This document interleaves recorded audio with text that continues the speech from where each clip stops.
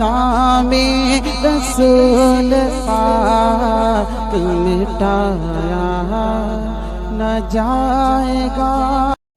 بسم اللہ الرحمن الرحیم۔ آج ہم آپ کے سامنے سوا پارے کے حساب سے 5ویں تراویح کا خلاصہ پیش کر رہے ہیں۔ سورہ نساء کی آیت نمبر 148 میں یہ ہدایت دی گئی کہ مظلوم جس پر ظلم ہوا ہے ظالم کا ظلم بیان کر سکتا ہے۔ بری بات کا بیان کرنا اور پھیلانا اللہ تعالیٰ کو بہت ہی ناپسند ہے۔ ہاں اگر کسی پر کوئی ظلم ہوا ہو اور وہ اپنی مظلومیت ظاہر کرنے کے لیے ظالم کا ظلم اور زیادتی بیان کرے تو یہ جائز ہے۔ سورہ نساء کی آیت نمبر 150 اور 152 سے یہ سبق ملا کہ تمام رسولوں پر ایمان لانا ضروری ہے۔ جو لوگ بعض رسولوں کو مانتے ہیں اور بعض کا انکار کرتے ہیں وہ بلا شبہ کافر ہیں۔ مومن وہی ہے جو تمام رسولوں پر ایمان لائے اور ان کو اللہ کے سچے رسول مانے۔ سورہ نساء کی آیت نمبر 171 سے سبق ملا خدا ایک ہی ہے، وہ تنہا ہے۔ بعض عیسائیوں کا عقیدہ یہ ہے کہ خدا 3 ہے، یعنی ایک اللہ، دوسرے حضرت عیسیٰ علیہ السلام، تیسرے حضرت جبرائیل علیہ السلام یا حضرت مریم علیہ السلام۔ اللہ تعالیٰ نے ان کے اس عقیدے کا رد کرتے ہوئے فرمایا کہ خدا ایک ہی ہے، وہ تنہا، اس کا کوئی اولاد نہیں، زمین و آسمان کی ساری چیزوں کا وہی اکیلا مالک ہے۔ سورہ مائدہ کی آیت نمبر 2 میں یہ ہدایت دی گئی ظلم اور گناہ کے کاموں میں مدد مت کرو، آپس میں نیکی اور تقوی کے کاموں میں ایک دوسرے کی مدد کرو۔ ظلم اور گناہ کے کاموں میں ایک دوسرے کی مدد مت کرو، اس لیے کہ ظلم اور گناہ کے کاموں میں مدد کرنا خود ظلم کرنے کے برابر ہے۔ سورہ مائدہ کی آیت نمبر 12 سے یہ پیغام ملا اچھے اعمال پر ایمان والوں کے لیے جنت ہے۔ اللہ تعالیٰ نے چند اہم اعمال کا تذکرہ فرمایا اور ان کے ادا کرنے پر ایمان والوں سے جنت کا وعدہ فرمایا ہے۔ پہلا، وہ تمام آداب و شرائط کے ساتھ نماز کی پابندی کرتے ہیں۔ دوسرا عمل، اپنے مالوں کی پوری زکوٰۃ ادا کرتے ہیں۔ تیسرا عمل، تمام رسولوں پر ایمان رکھتے ہیں۔ چوتھا عمل، مخالفوں کے مقابلے میں رسولوں کی مدد کرتے ہیں۔ پانچواں عمل، اخلاص کے ساتھ اللہ کی راہ میں خرچ کرتے ہیں۔ اللہ تعالیٰ ان اعمال کے بدلے بندوں کے گناہوں کو معاف کر کے ہمیشہ کے لیے جنت میں داخل فرمائیں گے۔ سورہ مائدہ کی آیت نمبر 12 سے یہ خوشخبری ملی قرض حسنہ دینے والوں کے گناہ معاف کر کے انہیں جنت میں داخل کیا جائے گا۔ جو بندہ اللہ کی رضا کے لیے مال خرچ کرتا ہے، ضرورت مندوں کو قرض دے کر تقاضا نہیں کرتا، انہیں حقیر و ذلیل نہیں سمجھتا ہے اور احسان جتا کر اپنا اجر ضائع نہیں کرتا ہے اور نہ کسی قسم کے بدلے کی امید رکھتا ہے تو اس طرح کا معاملہ کرنے کو قرض حسنہ کہتے ہیں۔ اللہ تعالیٰ قیامت کے دن ایسے بندے کے گناہوں کو معاف کر کے جنت میں داخل فرمائے گا۔ سورہ مائدہ کی آیت نمبر 32 سے یہ سبق ملا جس شخص نے کسی کو بغیر کسی جرم یا گناہ کے ناحق قتل کر ڈالا تو گویا اس نے سارے انسانوں کو قتل کر ڈالا۔ اس جرم کی وجہ سے اسے دوزخ میں تمام انسانوں کے قتل کے برابر سزا دی جائے گی۔ اور جس شخص نے کسی انسان کو ناحق قتل ہونے، ڈوبنے، جلنے اور دیوار کے نیچے دبنے سے بچایا تو اس کو سب انسانوں کے بچانے کے برابر ثواب ملے گا۔ سورہ مائدہ کی آیت نمبر 38 اور 39 میں یہ حکم دیا گیا کہ چوری کے بدلے چور کے ہاتھ گٹے تک کاٹ دو۔ اگر کسی مرد یا عورت نے چوری کی اور اس کا جرم ثابت ہو جائے تو سزا کے طور پر اس کے ہاتھ گٹے تک کاٹا جائے گا تاکہ اس سزا کے بعد وہ گناہ سے رک جائے اور دوسروں کے لیے بھی عبرت حاصل کرنے کا موقع ملے۔ اور جو شخص سزا پا لینے کے بعد اپنی اصلاح کر لے اور گناہ سے توبہ کر لے تو اللہ تعالیٰ اس کی توبہ قبول فرمائے گا۔ سورہ مائدہ کی آیت نمبر 41 میں ہم کو یہ نصیحت کی گئی کہ عمل کی نیت سے مسئلہ پوچھنا چاہیے۔ اس بات پر تنبیہ کی گئی ہے کہ کسی عالم دین سے فتویٰ یا مسئلہ دریافت کرنے والے کے لیے ضروری ہے کہ اس کی نیت خدا اور اس کے رسول کے حکموں کو معلوم کر کے اس پر عمل کرنے کی ہو۔ محض مفتیوں اور علماء کی رائے معلوم کر کے اپنی خواہش کے موافق حکم تلاش کرنا نہ ہو۔ ایسا کرنے والوں کے لیے اللہ تعالیٰ نے دنیا میں رسوائی اور آخرت میں بڑے عذاب کی وعید سنائی ہے۔ سورہ مائدہ کی آیت نمبر 54 میں یہ بتایا گیا کہ اللہ اپنے دین کی حفاظت کے لیے کسی کا محتاج نہیں ہے۔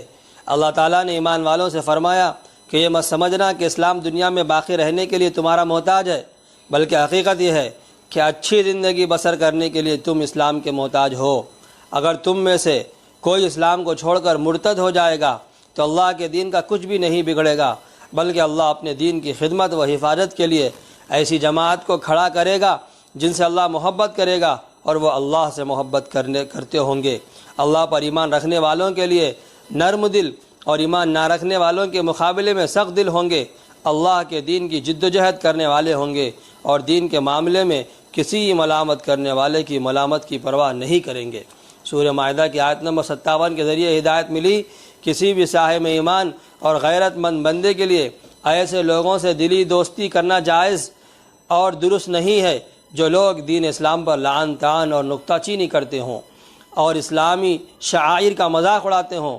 اس کے باوجود اسلام اپنی حسن و کمال کی وجہ سے ان کے ساتھ ہمدردی، خیرخواہی اور لین دین اور کاروباری معاملات میں بھی عدل و انصاف کی تعلیم دیتا ہے۔ سورہ مائدہ کی آیت نمبر 70 سے سبق ملا، یہودی علماء اور ان کے بااثر لوگوں کا یہ مزاج بن گیا تھا کہ جب ان کی پسند و خواہش کے خلاف کوئی نبی اللہ کا حکم لے کر آتا تو وہ اس نبی ہی کو جھٹلا دیا کرتے تھے اور کبھی کبھی اس نبی ہی کو قتل کر ڈالتے تھے۔ چنانچہ مسلمانوں کو اس خطرناک غلطی سے بچنے کا حکم دے کر فرمایا کہ اللہ اور اس کے رسول کے ہر حکم کو بخوشی قبول کرو، چاہے وہ تمہاری مرضی کے موافق ہو یا مخالف۔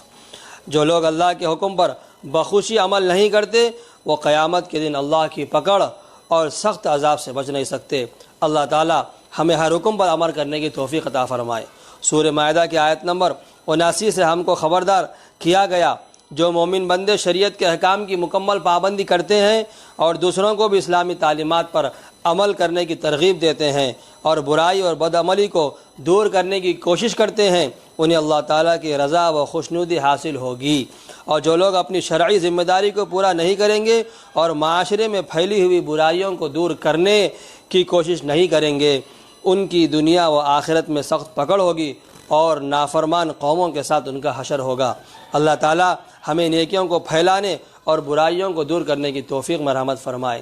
سورہ مائدہ کی آیت نمبر 87-88 میں اللہ تعالیٰ نے فرمایا، پہلی امتوں کو لمبی عمروں اور کثرت عبادات کو سن کر بعض صحابہ نے ارادہ کیا کہ وہ ہمیشہ روزہ رکھیں گے، افطار نہیں کریں گے، پوری رات عبادت کریں گے، ذرا بھی نہیں سوئیں گے،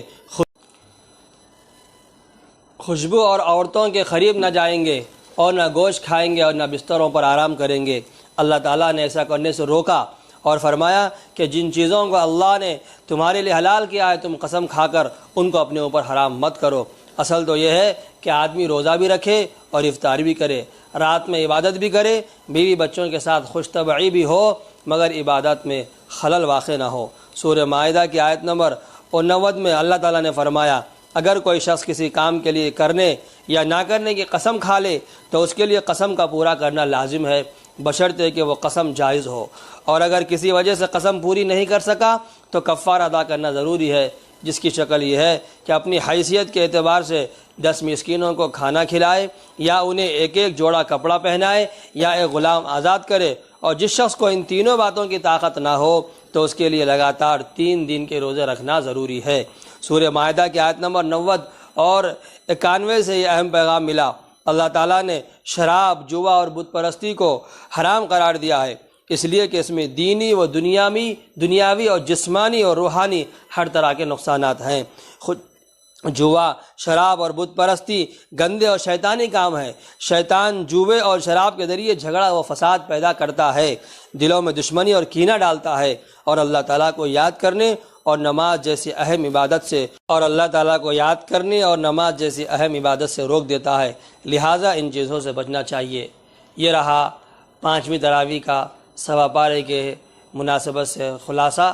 اللہ تعالیٰ سے دعا ہے اللہ تعالیٰ ہم تمام کو اس مبارک مہینے میں رمضان میں قرآن کی کثرت سے تلاوت کرنے اور اس کے حقوق ادا کرنے، لوگوں تک اس کو پہنچانے اور مضبوطی کے ساتھ دل و جان سے عمل کرنے کی توفیق نصیب فرمائے۔ آمین۔ وآخر دعوانا